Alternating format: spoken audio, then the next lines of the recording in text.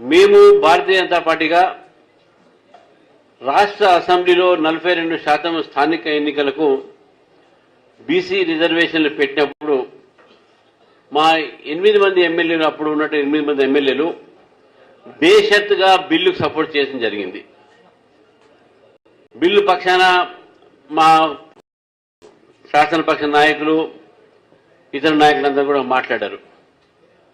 దాని తర్వాత ఇప్పుడు హైకోర్టు చివాట్లో పెట్టిన తర్వాత బిల్లు పాస్ అయ్యి కూడా 6 నెలలు అయిపోయింది. ఈ యొక్క లోకల్ బాడీస్ లో టర్మ్ కూడా సర్పంచ్లు, ఎంపీటీసీ, జెడ్పీ టర్మ్ కూడా అయిపోయి 1 ఇయర్ అయిపోయి ఏడాది అయిపోయింది.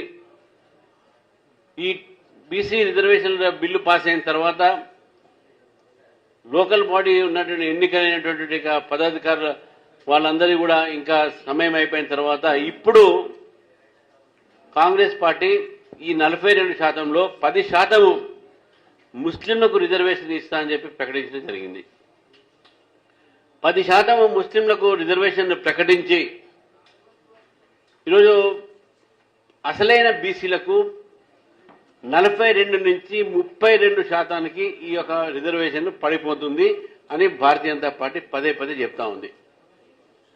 గతంలో 4% రిజర్వేషన్లు రాజశేఖర రెడ్డి గారు ఇచ్చినప్పుడు సరే అది 5% ఇచ్చారు. 4% తర్వాత కోర్టు ఏదో ఆదేశం ప్రకారం అయింది. అది కూడా ఇప్పుడు ఇంకా కోర్టులో పెండింగ్ ఉంది. ఈ 4% కూడా ఆర్టికల్ 15(4), 16(4)లో ముస్లిం రిజర్వేషన్లు కేవలము విద్యా, ఉపాధ్యాయ, మన ఉద్యోగ సంబంధించినటువంటి రిజర్వేషన్ మాత్రమే.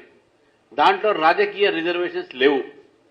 అయినప్పుడు కూడా కాంగ్రెస్ పార్టీ అయితేంది, బీఆర్ఎస్ పార్టీ అయితేంది ఆ 4%లో ముస్లింలకు కూడా బీసీ రిజర్వేషన్లు రాజకీయాల్లో ఇచ్చి హైదరాబాద్ లాంటి నగరంలో 50 బీసీల సీట్లలో 35 సీట్లు ఎంఐఎంకు వచ్చినటువంటి దాఖలా మనం చూస్తా ఉన్నాం. 32, 33 ఉన్నాయి, దాదాపు 35 సీట్లు. ఈ 35 సీట్లు కూడా ఆ ముస్లిం రిజర్వేషన్ లేకపోతే గౌడ్ సోదరుకో, యాదవ్ సోదరులకో, ఇంకో సోదరులకు మనకు వచ్చేది. మేము పదే పదే చెప్తా ఉన్నాము. ఈ 30